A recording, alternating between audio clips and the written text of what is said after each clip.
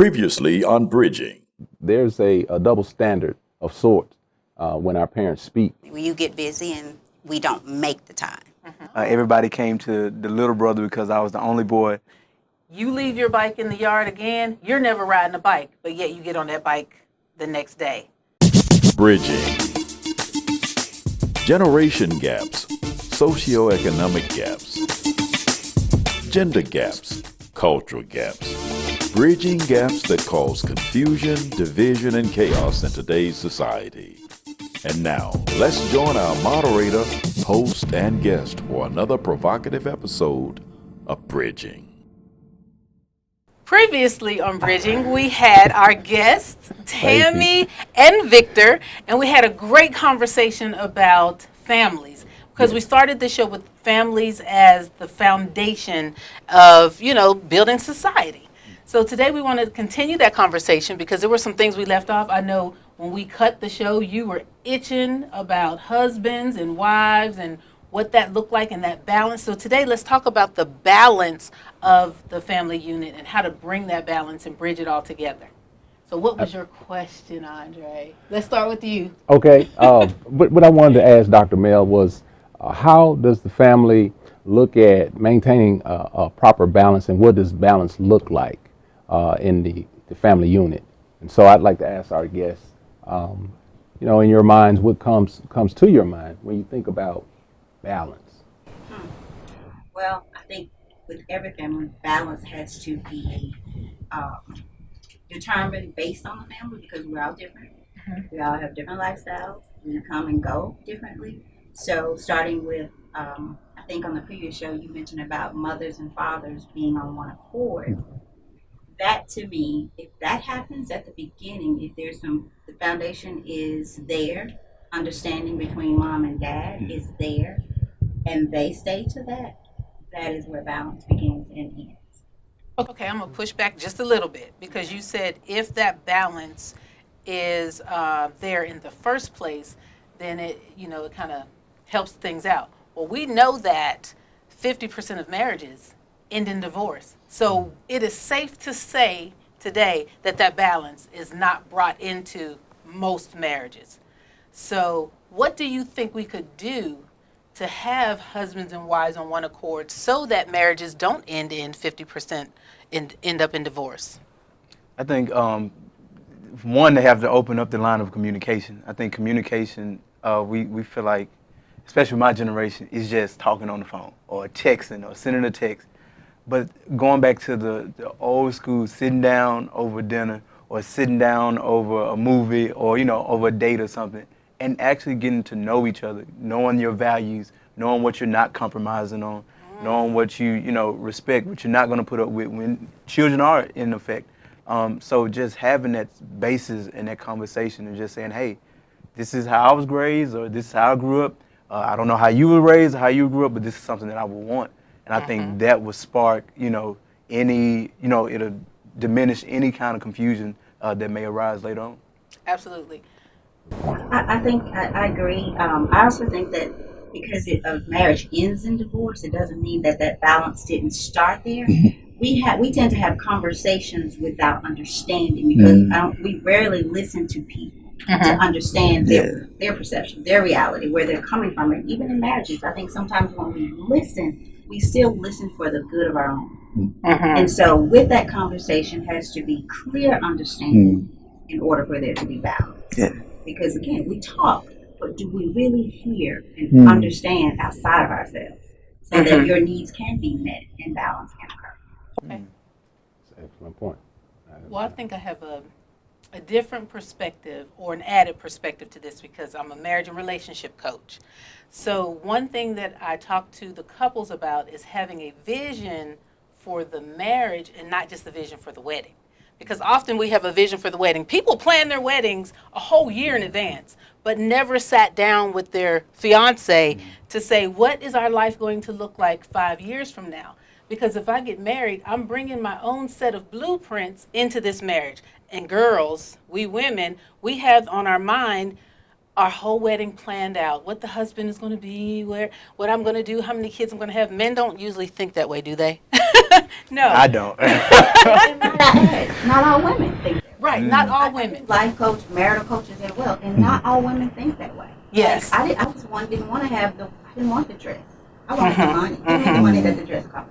That's a good point. That's a So good not point. all women want to have that fairy tale wedding or yeah. that blissful day that quickly goes away. Right. So, But if we're coming into the relationship or the marriage with two different set of blueprints, and he has a set of blueprints, I have a set of blueprints, just like when you're building a house. The contractors can have a different set of blueprints than the electricians or the masonry people, because you're not going to build that house to one specification. So I think couples need to come together to build their marriage to one specification. And what is that one specification? God. God, with God's will in plan. So, Dr. Mel, with that being said, planning is an aspect, would you say, I'm asking, I guess, would you say that the planning needs to be in every aspect of life? I mean, as it relates to children, potentially finances, and major purchases, and so forth? So my mind wants to say yes, that I want to plan everything out. But as a child of God, I know that I can't plan everything out if I'm leaving things to his will. You know, I pray that God's will be done, and he give me the knowledge that I can plan some things out, because you just can't go around willy-nilly in life. Come on. Oh, let God will be done. I don't know what I'm going to eat today, but you ain't planning no dinner. He's not coming down cooking dinner for you. Right. So we have to use wisdom in that. So yeah, I would like to plan everything, but that's not possible. there's a way to plan and leave room for God. Yeah. Talk about I that. mean, it's necessary to plan, but leave room, because I've heard, I think it was Rihanna say, we make plans and God laughs. Mm. Because I think there's one way God deals with us all, by dealing with us and changing the way we think things should be. Going back to marriage and family structure, we can do all the right things. We can have all the current conversations. Mm-hmm. But if God wants to create Pharaoh in our lives in order to deal with us and His glory to come forth, He can and He will. So you just have to be prepared. Tammy, I'd like just to go back to balance.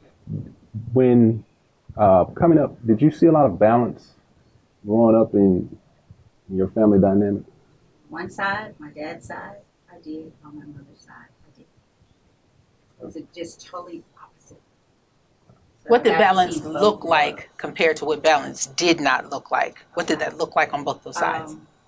It was the vision of it. I'll say what it was for me. It was comfortable. It felt safe. Which one? Of course, the good side. Okay. Some people are comfortable in dysfunction now. But as a child, I don't think Yeah. children at that age are comfortable. They learn to deal with it. Right, So I right. think there's a huge difference. So I felt safe. Mhm. I felt understood. There was understanding amongst the household. And then on the other side, it was totally opposite. So I got to see the difference. Mhm. And then I had to later learn to balance the two for me to be sane, and for me to move forward and towards the life that I wanted, and for my child, and for my family. Thank you for that. So I picked up both sides of it. I picked up some negatives and I picked up some positives. So we're going to take a break, and we're going to talk about what we want to keep in our own family, because you said you've learned some things on both sides, the negative and the positive. There are some things that you definitely might not want to do, and there's some things that you want to carry into your family structure, and we'll talk about that. Things that we want to keep and things that we threw away. Okay, we will be right back. Stay tuned. Sometimes we can do things that exclude others. Still talking to your friends? It's complicated. I think he went back in. We gotta go get him. Welcome to Jumanji. Even the smallest words and actions can have a big effect on someone. You have the skills. Because of you, someone's entire day, their year, or their life can change. Remember, the future is in your hands. Visit becauseofyou.org to learn more. Totally, let's do it.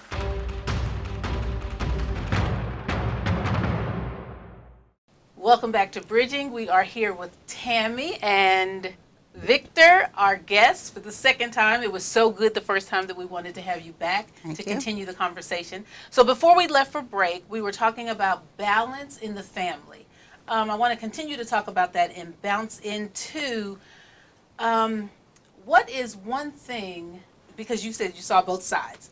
From those sides, what is one thing that you would want to keep and continue to do as a positive in your family? At that time, it would have been just the way that I saw my grandmother and my grandfather interact and do life together. So I saw this, my grandmother was my biggest example of life. She's one that I said if she came back, that she would be a book in the Bible. That's just how much respect that I had for her, and she had for herself and for her husband as well. So although I wanted that at that age, I didn't exude that until later in life. So I saw both and thought that I would go towards the very positive more, but just as much as we want good and we hold on to good, we see and pick up on everything. So I think love was what I tried to take on, especially with my being a mother and with my child. So when you say the relationship they have, I had this whole image of, all this love and hearts around them. What did that look like? Like what did you see that made you say, wow, I love that, I want that, and it makes me feel safe? Well, I never saw my grandparents argue. I'm sure they did. I never saw my grandmother or heard my grandmother raise her voice at my granddad. Wow. My most memorable moment is sitting at the table. My grandmother was washing dishes. My grandfather was sitting talking to someone, and he said something, and I don't remember what this was, but it was clearly out of context or something he should not have said. And I saw my grandmother turn to him, didn't say a word, but she spoke without speaking. And my granddad heard exactly what she said. And as a little child, I'm thinking, she just said something. And he got it. It's like, it was just insane to me because I'm like, what did she say and what just happened here? I never knew it, but I saw it. And what was great is that he did. And as a child, that just fascinated me. I thought my grandmother I put her on even a higher thing. Like, oh, she can talk without talking. Exactly. So, completely understood. right, I never forgot that. And I believe I might have been second, third grade. Wow. And I never forgot that. And my grandfather was this guy who got up before, I think, anybody in the world. And he went out and he worked several hours before coming back to get both of us. He would drop her off at the store. They owned a store. And then he would open up the store with her. And then he would take me to school, and he would go back to work again and picked me up in a garbage truck, might I add, because he had started a garbage business. So when I got picked on at school for that, but I remember telling kids, well, at least my grandfather picks me up. Where's yours? I never was bothered by people picking at me about my grandfather coming to pick me up in this huge green garbage truck with garbage on there. Wow. So seeing him being such a hard worker, did that leave an imprint on you in your relationships and what you looked for in a spouse or a partner? Absolutely. How did that frame your perception of what a man should be? It did affect me in good and bad because my grandfather was very old school and worked. I mean, I don't think they knew what tired is in that time. It doesn't seem to be. But it made me very hard. It was very hard for me to find a man that I saw could match up to my grandfather. And my dad was around, but my grandfather was my dad. So it was just very different. And there's some things I had to let go because, I'm sorry, those men are very rare today. Very rare. I'm not saying they don't exist, but they are very rare. Because he treated my grandmother like cotton, like this delicate flower. Wow. Consistently, as far as I could tell. Yeah. So. You seem like you want to say something. She said that men like that are rare, and I hear that a lot. What do you think about that? You're a man. Yeah, I agree. I agree. As a matter of fact, I would like to ask Victor, from his perspective, is a young man in this day and age, and how he sees himself and men around him, in his generation. So I agree with Miss Tammy that men are not built as though they were in the past. I know that I had a strong father figure that was old school as well. And so those same principles of hard work, those same principles of honesty and just integrity was instilled inside of me. But those have fallen off the wayside because going back to the balance, most men nowadays, I have students that I teach that they say, my mama is my dad. And so that's all I've known. And I don't talk to my dad, I don't fool with him, but I always try to counteract it with saying, hey, again, with respect, like even though you may not like your dad, even though you may not agree with what's going on, between your mom and dad, that's between them. I do think that things should be timely and according to that child because we're all different. I go back to we're all different. We need balance in different ways. So it just truly depends. But I do think that, of course, if you're getting a divorce and you're having issues, your children know. And the sooner the better you sit down. And again, age appropriate and in intellect, intelligence appropriate as well. Right, because sometimes divorces take a year. Right. And that dad or that mom might still be in the house together because the Exactly. finances aren't straight, So but they're many planning issues. to get a divorce. Right. So what does that look like? And you've never told the kids Right. until the day that the divorce is signed Right. and they're gone. See, now that's exactly what happened in our household. Okay. And that's what I'm saying. My dad, for a long time, I'm a part of that statistic of the 50%. My parents got divorced. They finally got divorced when I was in 9th grade.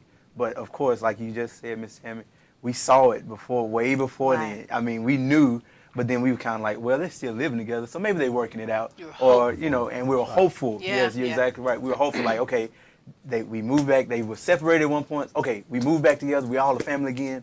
But then my dad finally took time. He called us all in the living room again, our dinner table, like we was talking about the last time. He said, hey, y'all, this is what's going on between you, your mom and I. It has nothing to do with y'all because a lot of times, me and my sister, we've all communicated that when divorce happens, in the back of my Children mind, internalize it. it's like, what did I do? What did I cause it? Is it me being alive? Is it me wanting a new pair of shoes? Is it me, Right.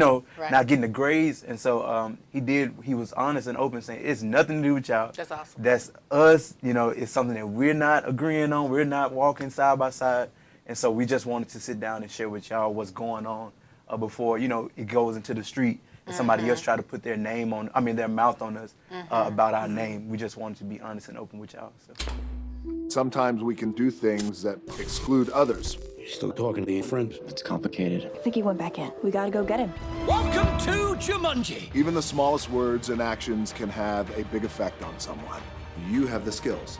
Because of you, someone's entire day, their year, or their life can change. Remember, the future is in your hands. Visit becauseofyou.org to learn more. Totally, let's do it.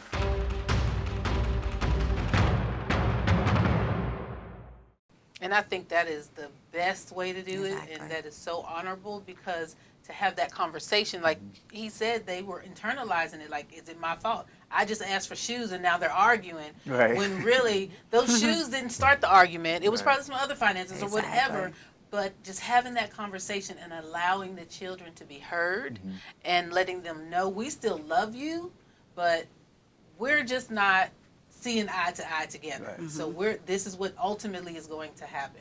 So how much do you share with your children? They shared a lot. Where is your, they don't need to know this. Yeah, where does boundaries? Or are there any? It depends. You want to go first? Oh, no, I'm It curious of what depends you because you may tell kids that you're divorcing and some of why, but do you need to go into depth of get really Right, deep? right, yeah. Does some things, again, it's your relationship, it's our family, and but so they don't maybe not need to know The everything, details, yeah. right? Right. Some things can just be between the mother and the father and that relationship, but it can be expressed to them. Hey, this is not about you all. This is about us. When our kids come to us and they ask us things, the first thing we always ask them is, tell me what you know. Because you said the details might not need to be told, but what if they heard, a conversation of daddy doing whatever or mama doing whatever and you leave that out and their imagination just runs wild with it. So our base with when we're talking to our kids is tell me what you know. Just tell me what you know, and then we'll go from there, and tell me what you want to know. Because when I ask them, what do you want to know, I know where I can jump from. Because I don't want to leave anything out, and I don't want other people, like you said, adding something to it. Right. Yeah. I think that's a great perspective, Dr. Mel, especially in this day and age with technology, social media, or the messy neighbor next door. Things can easily get misconstrued, and so again, I think that's a great approach to an issue. And our kids are so much wiser than what we were back in the day. You're super wise. How old are you? 22. Would you have ever guessed he was 22 years old? No. He has such wisdom, So you said you work with children, and you're a male in the classroom. Yes, ma'am. And we talked about sometimes there's fathers not in the home. Have you seen that show up in the classroom? And if you have, how? Most definitely. I teach 7th and 8th grade girls intermediate choir at school, and the one thing about them is they don't like to hear a man tell them what they can and cannot do. And most of the time I've pulled some of them to the side and I'm asked, what's going on at home. And it's a single parent household. It's usually just their mom. And so they've never had that physical presence of a man actually even just instructing them to do anything. So when it comes to me to saying, hey, stop talking, for example, it's coming off more harsh than actually, like I just said it. Your voice My is voice. heavier. Yes, ma'am. Yeah. And so just the father role with them at home, that instruction, that like you say, the heaviness about it, they see it as more of a threat than me just saying, hey, I'm just asking you to stop talking. And that's one thing I do say to them. I'm saying, hey, I never tell you what to do. I always ask you and give you the choice to do it. Now, if you don't choose to do it, then that's on you. Then we'll take the next steps, required. But I never force, and I don't want to get into me, but I never force a child, but I know I see that with a lot of females. Whenever a man, because I'm the co-director to another male teacher, and he's a head teacher, and they give lip every time, every single day, because they like, you ain't my daddy, you can't tell me what to do. I'm just your teacher. I'm not trying to be your father. I'm just trying to give you instructions. I'm just trying to give you direction. And so they look at that as a threat coming from us. Wow. And I just thought about something when we were talking about the balance in a family. That balance is a husband, a man, a wife, a woman, and our children learn how to interact with a man, and they learn how to interact with a woman. Because there's some things that my husband won't say or won't do to and with our daughter because he's a man. He's like, baby, I need you to go talk to Kennedy about such and such. And the same thing with me. There's some conversations I'm not going to have with my son because I'm not a man. Honey, I think you need to talk to him about that. But when you don't have that balance, and it shows up in the classroom with a young man, very mannerable and respectful, saying, I need you to sit down, that looks like a threat to them because they haven't learned the relationship of what that looks like with a man early on. And I'm glad you brought that up, because I think, as you mentioned, children, young people get an opportunity to learn, in the first example is usually through their parents.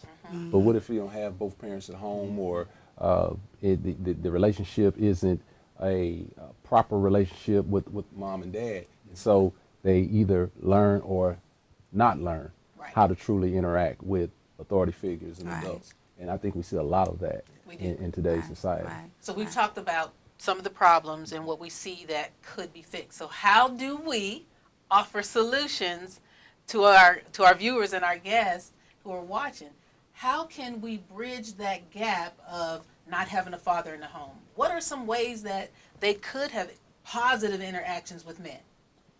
Well, the Bible speaks of the proper order as it relates to wisdom. In the book of Proverbs, talks about God allowed man, woman, and even child to learn through wisdom, in seeking wisdom in all things.